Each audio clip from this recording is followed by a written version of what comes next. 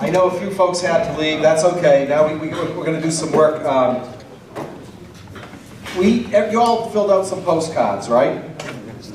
So what we did is we collected all those postcards and we organized that into groups. So we took a bunch of your ideas and then we sort of tried to funnel them down into, I think we have 8 tables. I think that's correct.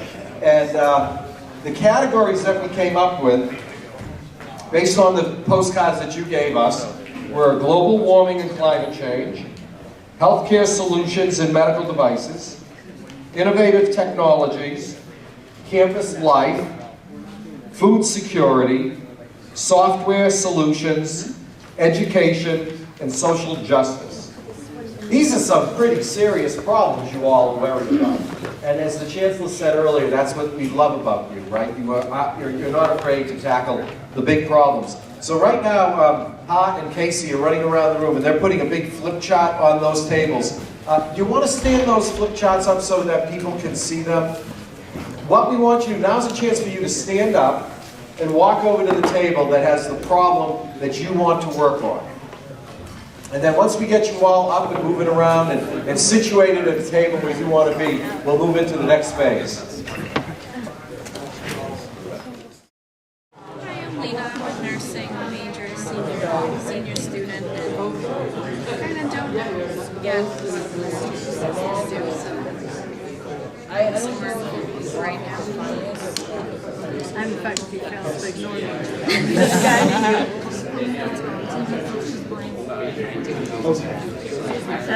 Mine was just a map. You wanted a new map? Like, in the market for more things that would accept voice commands, and there are actual products being sold. So My name is I'm Jason Daly, also I am a a computer science nurse. major. I don't really have a specific idea. It's like mobile apps or websites. Or what aspect of the problem. So basically, if each table would be willing to share what they came up with in this sort of problem realm. Because you never know what might happen. Someone's sitting at a table way in the back might hear your problem saying, oh, wait a minute, I think I really want to work on that. So you may end up picking up some team members. So why don't we start, Mike, do you think their table's ready? Who'd like to present? Who'd like to present? yeah, so complying. One of your... And I'll give you a microphone. Can you hear me? Cool. Hello. So we are doing global warming and climate change, which is a two-pronged problem. The first problem is carbon emissions that are being put into the air, which is ultimately causing climate change, but also the destruction of rainforests and basically photosynthesizing organisms that help to pull those emissions out of the air and turn them back into oxygen. So those are the two biggest problems that we're trying to fight, as well as the symptoms of those problems, which are weather instability, which is causing a lot of problems for coastal islands and small nations over in Asia that are within the next 10 years going to completely disappear, because as they slowly move inland, they're running out of land to raise livestock, to basically support their settlements and their communities. So some of the ways, and basically the people that are impacted most are those small coastal nations, but also densely populated areas such as China, not to point fingers at China, but also all of us, because as we drive, we're all part of this world, so it's our responsibility to make sure that we focus on ensuring that our planet is healthy and is going to continue to thrive into the future. We'll come back to solutions. Great. All right. Do you have any questions for them? They might come up with some. Yes, please. So you guys are talking about how you want to change carbon dioxide to oxygen. There's actually products already out developed by Shell and Exxon, and there's also MIT researching how to produce, how to actually capture CO2 before it goes into the air and bring it back into the facility that transports it back in. No kidding. Yeah, it's already being used on Florida campus. But it's not, you can kind of add on to it, but they're only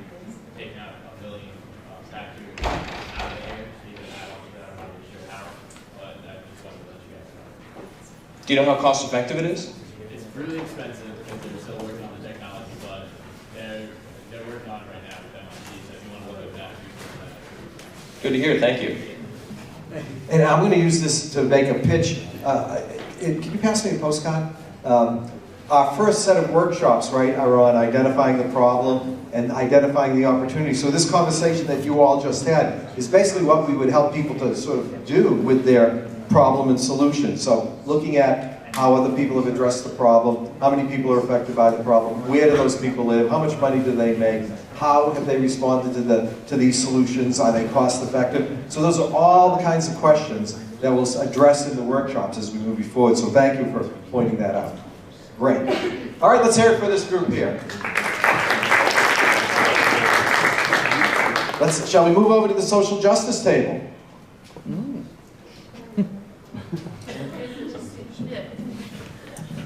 Okay, so basically we did ours on social justice. What's your name? My name is Shakayla, I'm from the public health. And we met just earlier. Yes. And ours is social justice. So basically, we had a few things. We had refugees, minorities, military services, activism and advocacy, but I suggested that we make it a broader term and just say a lack of resources in underserved areas. So with that being said, we came up with who may be affected, undeveloped populations, women and children, and some things that might come about because of a lack of resources are things like chronic diseases and such. And she has very neat printing. I can read it from here. So this is a good example, I think. Lack of resources in underserved areas. There are a lot of underserved areas, right? So the challenge you all have is, okay, what underserved area do we want to address, right? And then who is that population? What aspect of the problem? So we start with really big problems, right? And then we start to chip away at it and define it and carve it up a little bit and figure out what piece of that problem can I address with my solution. And that's part of what this whole process is about. Do you have questions? Any questions? So Professor? she knows that. Just want to take it to the next. Take it to the next level? Okay, so one of Want to stand up, sir? Okay, so one of the populations we identified was Haitians, and they come from undeveloped countries, and their lack of resources lead them to having things like chronic diseases such as cholera, typhoid fever, TB, and things like that. So that's one of the examples we use. And what resource are you leveraging at the university to help in your work with me? The UMass Lowell Youth Development Center. So remember earlier I said something about there are a lot of resources? So even if you don't win some of the $35,000, there are other resources that you can connect with. So Professor Giles' Haitian Development Center is a great example. Our BioBubble project worked through there. And there are different things like this that we come across that we can help connect you with. Professor Bush, what do you all have over here? We're food security, but I think my Food security, all right. Want to stand up and introduce yourself? Hi, I'm Michael, and representing the food security group.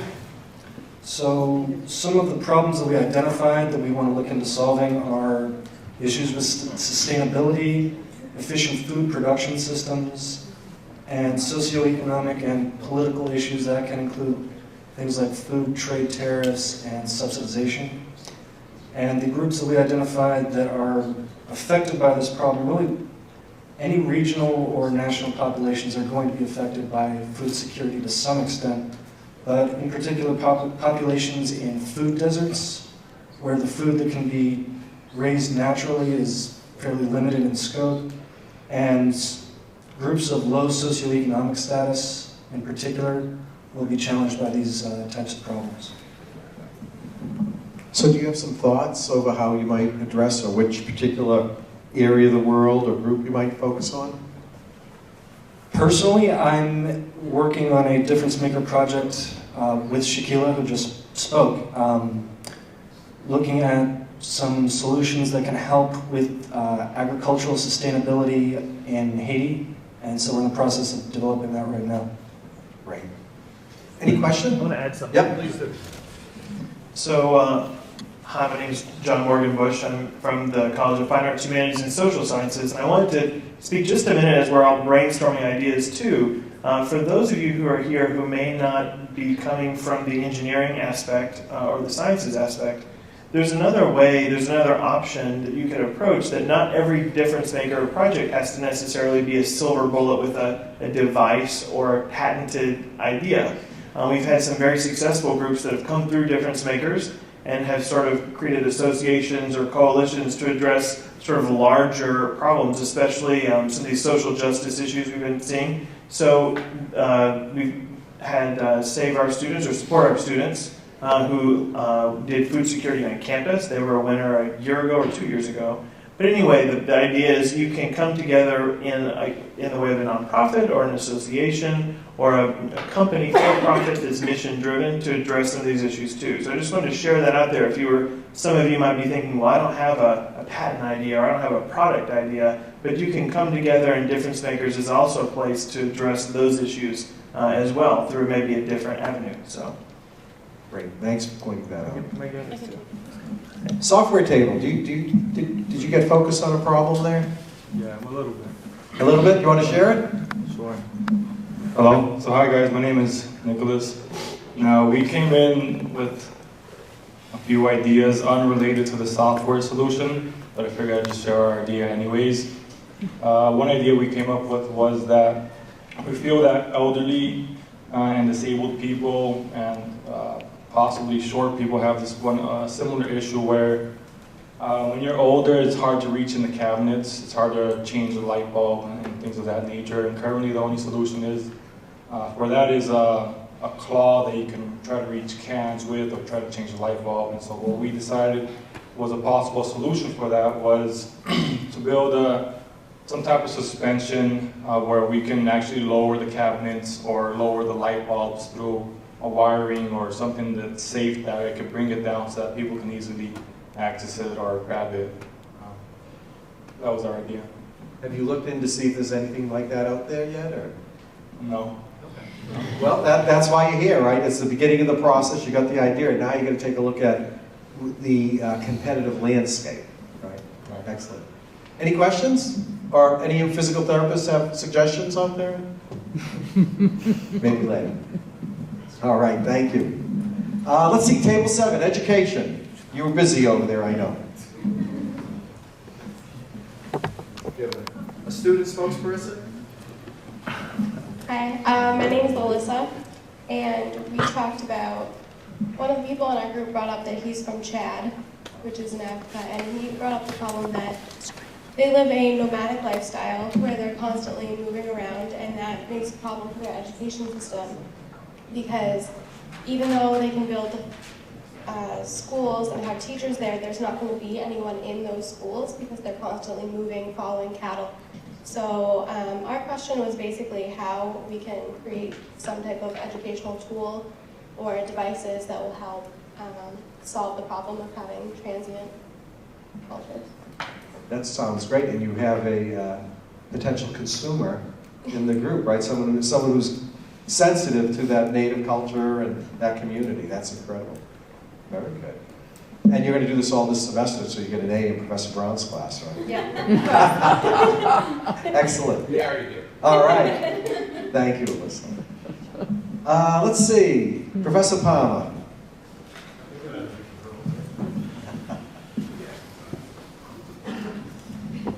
Hello, my name is Will. I'm going to do public and federal safety.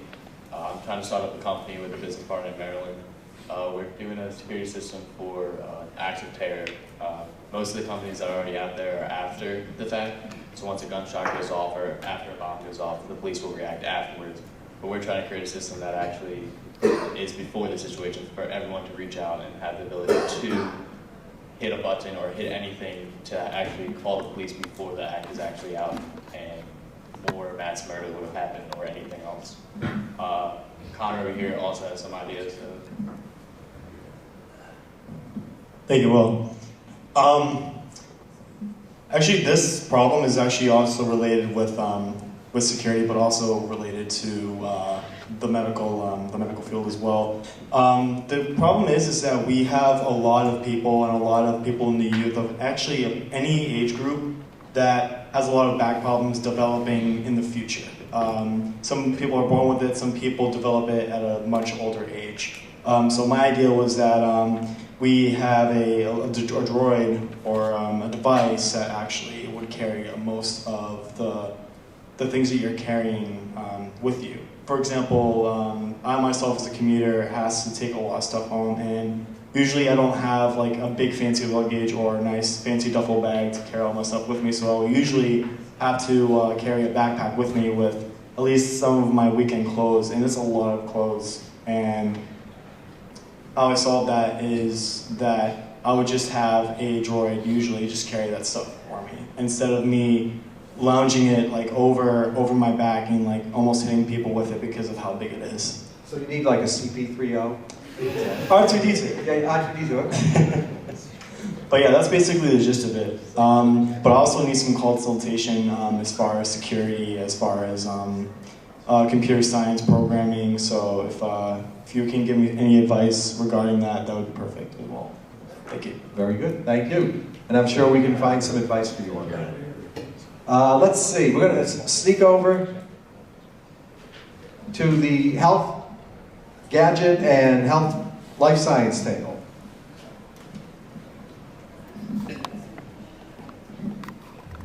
Hi, my name is Erin. I'm studying electrical engineering. So we were And Erin is a veteran of past pitch contests, by the way. Yeah.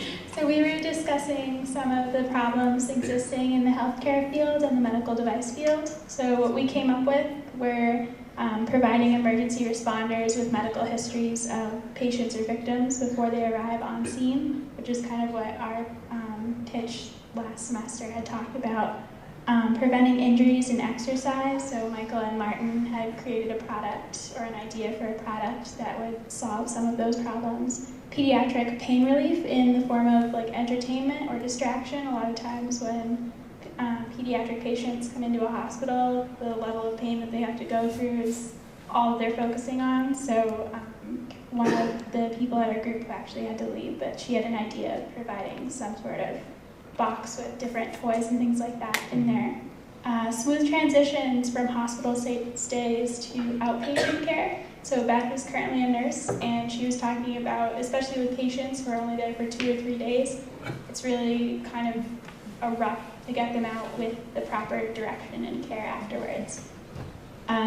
Transmitting important patient data via Wi-Fi, so glucose monitoring without having to draw blood, and that data can be transmitted directly back to your medical team without having to go into the hospital.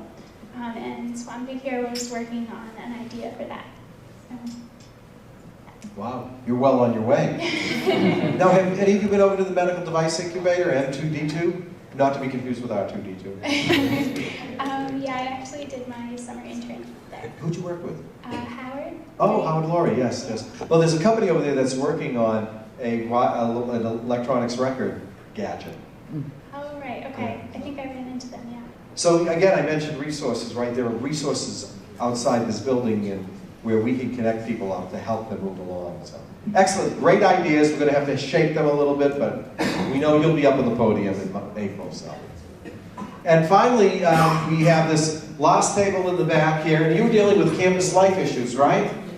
So what kinds of challenges did you all discuss? Okay, so we cover 4 main topics. First would be homeless youth on campus, which affects low-income or independent students, international students, and veterans. Some solutions to that would be communicating with programs we already have available, get more information and provide that to students who are struggling to find housing for the breaks, as well as after doing that, creating a website or maybe making an office for that type of thing.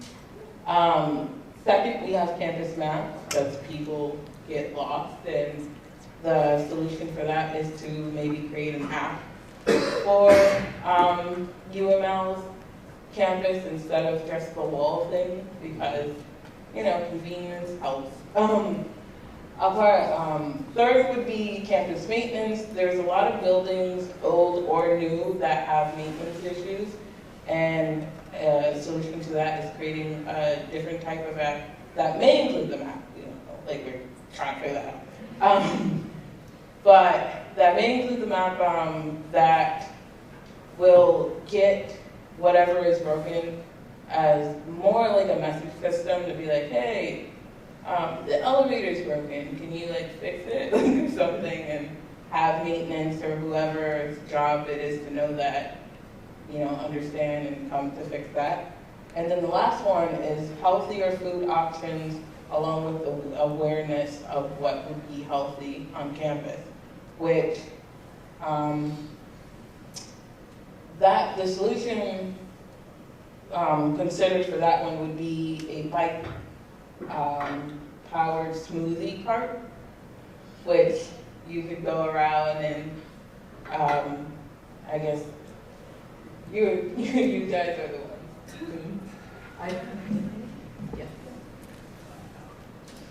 Okay, so it's a bike-powered smoothie cart, and it uses bike power to make the smoothie, so it's completely portable. Wherever it's needed, it can go, and it would also raise awareness about sustainability. And yeah, that's all I actually would say. We get the picture. So now you all have great access to potential customers, right? Because this room and this campus is full of people. What do you all think? Do you like some of those ideas? You'd like to see that? Sure. We don't have a map app, huh? No. I would love to be able to record Bernie stairs on my smartphone too. Guys in facilities might get annoyed with me. Those are great ideas. Okay. Now, it's getting late, and so we were going to get into the solutions piece, but I'm thinking that we're going to wrap this up instead and allow you all, I know you all have work to do and homework to do and applications to fill out, right? So if they go to uml.edu/DifferenceMaker, uml.edu/idea-challenge-app. all And it one takes word. you right to the page. Yeah. No spaces. No spaces. You have to log in immediately too. No, I changed that. Yeah. So you just go right to the page, and everything is there that you need. Directions, the login, everything. So uml.edu/idea-challenge app. And there's no R in idea, right? No, it's like, yeah. All right, so listen, we're going to let you all get going, but I want to thank you all very much for the hard work that you did. You're just getting started. I know there'll be more to do, but we'll make it fun. First workshop is February 11th from 5:30 to 7:30, and it's in the new makerspace. So not only do you get the great pizza that Jackie Buckley orders for us, but you're also going to get to see the makerspace, which is in the basement of Falmouth Hall, which is on North Campus. So all you South Campus folks, you know, just get over here a little early. It's where the old bookstore used to be, just in the back of the quadrangle. You'll have to figure out how to get there once you go through the day, because it's kind of confusing right now. But we're in the back of the makerspace, so please join. What's that? The map? Yeah. I think what we'll do is we'll station one of you guys by the front and point you back. There's a lot of construction going on there. And then the workshops follow on February 16th, February 23rd, February 25th. Same place, same time. So thank you all very much. We really appreciate it. Give yourself a round of applause. And I hope to see you all at that first workshop. Good luck to the competition. One for all the winners. Oh, you're so welcome.